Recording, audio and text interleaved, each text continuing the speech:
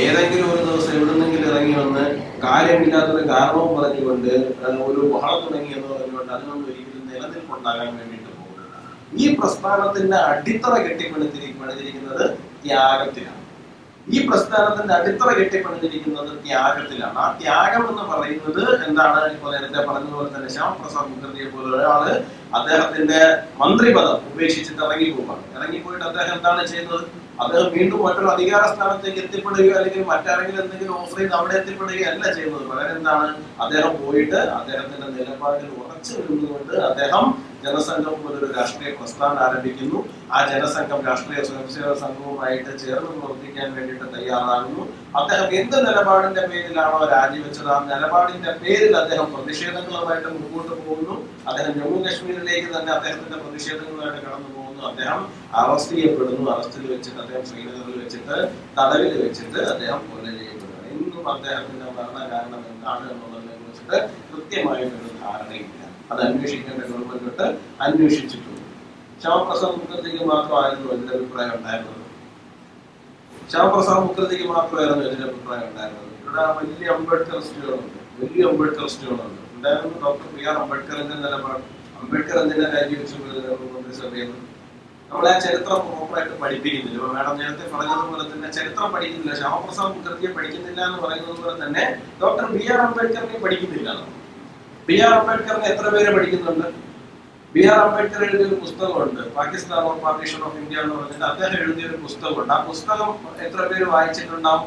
ആ പുസ്തകത്തിന് കേരളത്തിൽ എത്രമാത്രം പോപ്പുലാരിറ്റി ഉണ്ടാവും? വലിയ വായനയുടെ ആൾക്കാരാണ്. എന്തോ വായിച്ച് തകർക്കുന്നു എന്ന് പറയുന്ന ആൾക്കാരാണ് ഇടതുപക്ഷ ബുദ്ധിജീവികളുടെ ചടങ്ങിൽ നമുക്ക് ഇടയിരിക്കുന്നത്. ഈ അംബേദ്കറിനെ എടുത്ത് ഉപയോഗിക്കുന്ന നമുക്കെതിരെ എന്തെങ്കിലും പറയാൻ വേണ്ടിയിട്ട് മാത്രമാണ്. അംബേദ്കർ അങ്ങനെ ഇങ്ങനെയൊന്നും കാര്യമാത്ര പുസ്തകമായിട്ട് നമുക്കെതിരായിട്ടൊന്നും പറഞ്ഞിട്ടില്ല. ശരിയാണ്, ആ കാലഘട്ടത്തിൽ നിലനിന്നിരുന്ന ജാതി സംവിധാനത്തിനെ കുറിച്ചിട്ട് അദ്ദേഹം പറഞ്ഞിട്ടുണ്ട്. ആ ജാതി സംവിധാനം തകരേണ്ടതാണെന്നുള്ളതിനെ കുറിച്ചിട്ട് അദ്ദേഹം പറഞ്ഞിട്ടുണ്ട്. അദ്ദേഹത്തിന് RSSുമായിട്ടുണ്ടായിട്ടുള്ള ഒരു അഭിപ്രായ വ്യത്യാസം എന്ന് പറയുന്നത്, നിങ്ങൾ പറയുന്നതൊക്കെ ശരിയാണ്, പക്ഷെ നിങ്ങൾ ഈ ചെയ്യുന്ന കാര്യം പ്രാവർത്തികമാകാൻ വേണ്ടിയിട്ട് ഒരുപാട് സമയമെടുക്കും. നിങ്ങൾക്ക് സംഘടന എന്നുള്ള നിലയിൽ അതിന് സമയമുണ്ടോ? പക്ഷെ വ്യക്തി എന്നുള്ള നിലയിൽ എനിക്ക് അത്രയും ആയുസില്ല. അതുകൊണ്ട് എനിക്കിപ്പോ തൽക്കാലം അതിന്റെ കൂടെ നിൽക്കാൻ പറ്റില്ല എന്നുള്ളത് മാത്രമായിരുന്നു അദ്ദേഹത്തിന് നമ്മളോടുണ്ടായിരുന്ന പ്രത്യക്ഷമായിട്ടുള്ള ഒരു വിയോജിപ്പ് എന്ന് പറയുന്നത്. വിയോജിപ്പെന്നല്ല, ഒരു അഭിപ്രായ വ്യത്യാസം എന്ന് പറയുന്നത്. കാരണം നമ്മൾ കുറച്ച് സ്ലോ ആയിട്ടാണ് പോകുന്നത്, സ്ലോ ആൻഡ് സ്റ്റഡി ആയിട്ടാണ് പോകുന്നത് എന്നുള്ളത് മാത്രമേ ഉള്ളൂ. പറഞ്ഞതുപോലെ തന്നെ 3 വർഷങ്ങൾ കൊണ്ട് നമ്മൾ ആ വിഷയത്തിനകത്ത് ഒരുപാട് പരിഹാരങ്ങൾ കണ്ടെത്തുവാനും മുമ്പോട്ട് പോകുവാനും വേണ്ടിയിട്ട് സാധിച്ചിട്ടുണ്ട്. പക്ഷേ അംബേദ്കർക്ക് ഇസ്ലാമിസ്റ്റുകളോട് എന്തായിരുന്നു അഭിപ്രായം ഉണ്ടായിരുന്നത്? അംബേദ്കർക്ക് എന്തായിരുന്നു കമ്മ്യൂണിസ്റ്റുകളോട് അഭിപ്രായം ഉണ്ടായിരുന്നത്? ഇതിനെ കുറിച്ചിട്ട് നമ്മൾ പഠിക്കുന്നുണ്ടോ? ഇതിനെ കുറിച്ചിട്ട് എത്ര പേരെ പഠിക്കാനും വേണ്ടിയിട്ട് തയ്യാറാകുന്നുണ്ട് എന്നുള്ളതായിരുന്നു നോക്കണം. ശരിക്കും പറഞ്ഞാല് RSSനെ സംബന്ധിച്ചിടത്തോളം പാർട്ടീഷനെതിരായിരുന്നു. പാർട്ടീഷൻ സംഭവിക്കാൻ പാടില്ല എന്നുള്ളതായിരുന്നു. പാർട്ടീഷനെ അനുകൂലിച്ച ഒരാളായിരുന്നു ഡോക്ടർ B.R. അംബേദ്കർ. പക്ഷെ അംബേദ്കർ അനുകൂലിച്ചത് കോൺഗ്രസോ അല്ലെങ്കിൽ മുസ്ലിം ലീഗോ ആവശ്യപ്പെട്ട അവസ്ഥയിലായിരുന്നില്ല. അംബേദ്കർ പറഞ്ഞെന്ന് പറഞ്ഞു കഴിഞ്ഞാല്, ഒരു രാജ്യത്ത് ജീവിക്കുന്ന ആൾക്കാരെ സംബന്ധിച്ചിടത്തോളം അവർക്കൊരു പരസ്പരം ഉണ്ടാകേണ്ട ഒരു ബോണ്ട്, പരസ്പരം ഞാൻ നിന്റേതാണെന്നും നീ എന്റേതാണെന്നും ഇതെല്ലാം നമ്മുടേതാണെന്നുമുള്ള ഒരു പരസ്പരം ബോണ്ടിങ് ഉണ്ടായിരുന്നത്. അപ്പോഴാണ് ഒരു ദേശീയത എന്ന് പറയുന്ന വികാരം ഉണ്ടാവുക. അത് പരസ്പരം ഉണ്ടെങ്കിൽ മാത്രമാണ് ഒരു രാഷ്ട്രം നിലനിൽക്കുക. അദ്ദേഹം പറഞ്ഞതനുസരിച്ചിട്ട് മുസ്ലിം വിഭാഗത്തിനെ സംബന്ധിച്ചിടത്തോളം അങ്ങനെ ഒരു സാധനമേ ഇല്ല എന്നാണ് അദ്ദേഹം എഴുതി വെച്ചിരിക്കുന്നത്.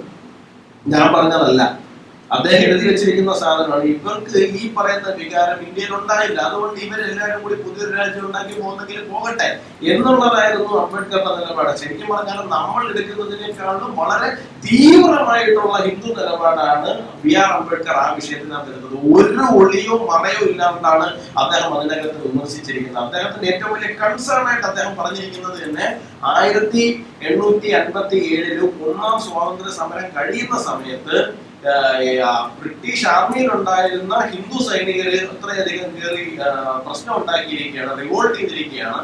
അതിനുശേഷം ഹിന്ദുക്കളെ വിശ്വാസത്തിലെടുക്കാൻ വേണ്ടിയിട്ട് ബ്രിട്ടീഷുകാർ തയ്യാറാകുന്നില്ല. അതുകൊണ്ട് തന്നെ ഇന്ത്യൻ ആർമിയിൽ, ആ സമയത്ത് ബ്രിട്ടീഷുകാരുടെ സമയത്തുള്ള ഇന്ത്യൻ ആർമിയിൽ, അവരുടെ ബ്രിട്ടീഷ് ഇന്ത്യൻ ആർമിയിൽ സൈനിക വിഭാഗത്തിലിരിക്കുന്നത് കൂടുതലും മുസ്ലിങ്ങളാണ്. അപ്പൊ അതുകൊണ്ട് തന്നെ പാർട്ടീഷൻ ഉണ്ടായി കഴിയുമ്പോൾ ആ ഭാഗത്തൊക്കെ നമുക്ക് ബുദ്ധിമുട്ടുണ്ടാവും. അതുകൊണ്ട് അത് പരിഹരിക്കാൻ വേണ്ടിയിട്ട് നമ്മൾ പരിശ്രമങ്ങൾ ഉണ്ടാക്കണം എന്നുള്ളതാണ് അംബേദ്കർ പറയുന്നത്. അത്രയും തീവ്രമായിട്ടാണ് അദ്ദേഹം പറഞ്ഞിരിക്കുന്നത്, ചിന്തിച്ചിരിക്കുന്നത്. പക്ഷേ അതിനെ കുറിച്ചിട്ടൊന്നും നമ്മൾ പഠിക്കുന്നില്ല. അംബേദ്കറും രാജിവെച്ചു പോയ ആളാണ് നെഹ്റു മന്ത്രിസഭയിൽ. എന്തുകൊണ്ടാണ് അദ്ദേഹം രാജിവെച്ച് പോയിരിക്കുന്നത്? അദ്ദേഹം പറഞ്ഞിരിക്കുന്നത് തന്നെ ഈ ഗവൺമെന്റ് ഭരിക്കുന്നത് തന്നെ മുസ്ലിം വിഭാഗത്തിന് വേണ്ടി മാത്രമാണ് എന്നാണ് അംബേദ്കർ പറഞ്ഞത്. അംബേദ്കർ രാജിവെച്ച് പോയിരിക്കുന്നത് അംബേദ്കറുടെ കത്തിലുള്ളതാണ്. എന്താണ് ഇത്? ഗവൺമെന്റ് ഭരിക്കുന്നത് തന്നെ ന്യൂനപക്ഷങ്ങൾക്ക് വേണ്ടിയിട്ടാണ്. ഇവിടെയുള്ള മറ്റു വിഭാഗങ്ങൾക്ക് ഒന്നും തന്നെ യാതൊരു തരത്തിലുള്ള പരിഗണനയും കിട്ടുന്നില്ല എന്ന് പറഞ്ഞിട്ടാണ് BR അംബേദ്കർ രാജിവെച്ചിട്ട് പോകുന്നത് തന്നെ. അപ്പോ അത് മാത്രമല്ല, അന്നത്തെ ജിയോ പൊളിറ്റിക്കൽ സിറ്റുവേഷനിലുള്ള ഇന്ത്യയുടെ നയതന്ത്ര ഇടപെടലുകൾ മറ്റു രാജ്യങ്ങളുമായിട്ട് ബന്ധപ്പെട്ടിട്ട് അദ്ദേഹം തന്നെ പറയുന്നുണ്ട്, ഇന്ത്യ സ്വതന്ത്രമാകുന്ന സമയത്ത് ലോകത്തുള്ള മുഴുവൻ രാജ്യങ്ങളും നമുക്ക് ആശംസകൾ നേർന്നവരാണ്, എല്ലാവരും നമ്മളോട് സുഹൃത്തുക്കളാണ്. അദ്ദേഹം രാജിവെക്കുന്ന സമയത്ത് അദ്ദേഹം പാർലമെന്റിൽ എന്ന് പറയുകയാണ്, ഇന്നൊന്ന് തിരിഞ്ഞു നോക്കണം എത്ര പേരാണ് നമ്മുടെ കൂടെ ഉള്ളത്, എത്ര ലോകരാജ്യങ്ങളിൽ നമ്മുടെ കൂടെ ഉണ്ട്. ജവഹർലാൽ നെഹ്റു എന്ന് പറയുന്ന മനുഷ്യൻ അമ്പേ പരാജയപ്പെട്ടു പോയി എന്നാണ് അംബേദ്കർ പറഞ്ഞത്. പക്ഷെ ഇതൊന്നും തന്നെ നമ്മളെ പഠിപ്പിക്കുന്നില്ല എന്നുള്ളതാണ്. അപ്പോ ശ്യാമപ്രസാദ് മുഖർജിയെ നമ്മൾ പഠിക്കുന്നില്ല, അംബേദ്കർ എവിടെ നേരെ പഠിപ്പിക്കുന്നതുമില്ല. അവർക്ക് എന്താണോ നമ്മൾ പഠിക്കണമെന്ന് ആവശ്യമുള്ളത് അത് മാത്രം നമ്മളെ പഠിപ്പിച്ച് ഒരു വഴിക്ക് കൂടി പറഞ്ഞു വിടുന്നു എന്നുള്ളതാണ്.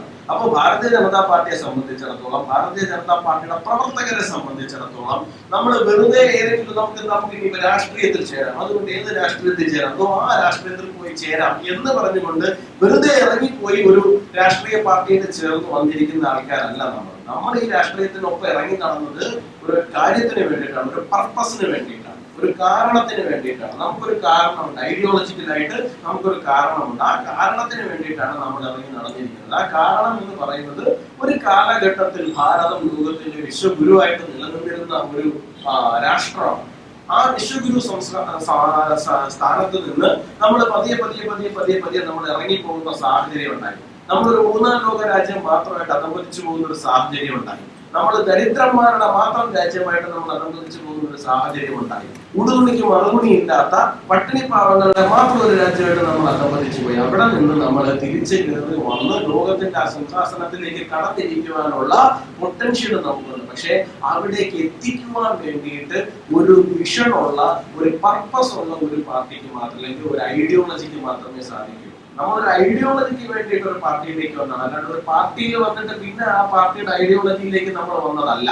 നമ്മളൊരു ഐഡിയോളജിക്ക് വേണ്ടിയിട്ട്, നമ്മളൊരു ലക്ഷ്യത്തിന് വേണ്ടിയിട്ട് ഈ പ്രസ്ഥാനത്തിലേക്ക് കടന്നു വന്നതാണ്. അത് നമ്മൾ മാത്രമല്ല, ഈ പ്രസ്ഥാനത്തിലേക്ക് കടന്നു വന്ന ആൾക്കാരെ മുഴുവൻ എടുത്തു കഴിഞ്ഞാൽ നിങ്ങൾക്കറിയാം. അപ്പൊ ശരിയാണ്, ചില ആൾക്കാരെ ഒന്നോ രണ്ടോ ആൾക്കാർക്ക് MP സ്ഥാനം കിട്ടി, അല്ലെങ്കിൽ മന്ത്രിസ്ഥാനം കിട്ടി, അല്ലെങ്കിൽ മറ്റെന്തെങ്കിലും സ്ഥാനം കിട്ടി എന്ന് പറഞ്ഞുകൊണ്ട് വന്നിട്ടുള്ള ആൾക്കാരുണ്ടാവുമായിരിക്കും. ഇതൊന്നും ഇല്ലാതെ കടന്നു വന്നിട്ടുള്ള ആൾക്കാർ കഷ്ടപ്പെട്ട് കെട്ടിപ്പടുത്ത് കൊണ്ടുവന്നതാണ് ഭാരതീയ ജനതാ പാർട്ടി എന്ന് പറയുന്നത്. അതുകൊണ്ട് തന്നെ നമ്മളെ സംബന്ധിച്ചിടത്തോളം ശ്യാമപ്രസാദ് മുഖർജി എന്ന് പറയുന്നത് ഒഴുക്കം മട്ടിൽ വായിച്ചു പഠിച്ചു പോകേണ്ടുന്ന ഒരു പേരല്ല.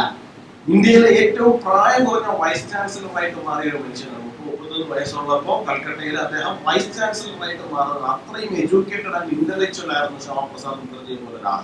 അദ്ദേഹത്തിന് ഈ പറയുന്ന ഒരു ഇടത് നാട്യമൊക്കെ എടുത്ത് കൊടുത്തിരുന്നു എന്നുണ്ടെങ്കിൽ അന്ന് അദ്ദേഹത്തിന് നെഹ്റു മന്ത്രിസഭയിലെ ഈ വലിയ തലത്തിലേക്ക് തന്നെ അദ്ദേഹത്തിന് പോയി ഇരിക്കാൻ വേണ്ടി കഴിയുന്ന ഒരു സാഹചര്യം ഉണ്ടാവുമായിരുന്നു. ശ്രീനഗറിൽ ഏതോ ജയിലിൽ കിടന്ന് ആരും അറിയാണ്ട് മരിച്ചു പോകേണ്ടുന്ന ഒരു സാഹചര്യം ഒന്നും ഉണ്ടാകില്ലായിരുന്നു ശ്യാമപ്രസാദ് മുഖർജിയെ സംബന്ധിച്ചു. അത്രയും ഹൈലി ഇന്റലക്ച്വൽ ആയിരുന്നു അദ്ദേഹത്തെ സംബന്ധിച്ചിടത്തോളം.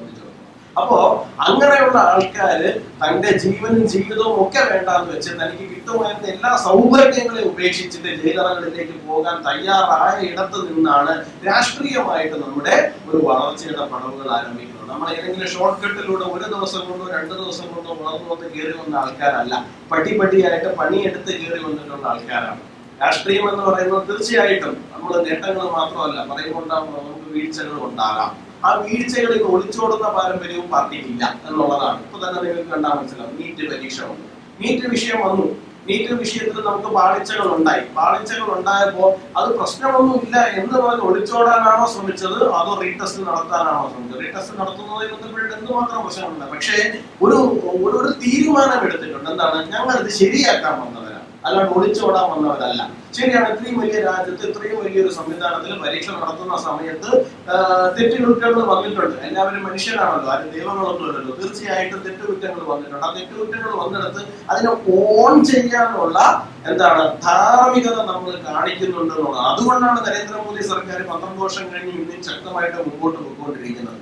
ഇപ്പൊ രാമക്ഷേത്രവുമായി ബന്ധപ്പെട്ടിട്ടുണ്ടായ വിഷയം ഒരു വ്യക്തിപരമായി എനിക്ക് ഒരു തരത്തിൽ അംഗീകരിച്ചു കൊടുക്കാൻ കഴിയുന്ന ഒരു കാര്യമല്ല. കാരണം 5 നൂറ്റാണ്ട് നീണ്ടു നിന്ന ഒരു പോരാട്ടത്തിന്റെ ബാക്കി പത്രമാണ്. അത്രയും വലിയൊരു ബാക്കിപത്രത്തിൽ വരുന്ന ഒരു ഇടത്ത് അത്തരത്തിലൊരു മോശം സംഭവം ഉണ്ടാകുന്നത് എന്ന് പറയുന്നത് ഒരു തരത്തിലും നമുക്ക് അംഗീകരിച്ചു കൊടുക്കാൻ കഴിയില്ല.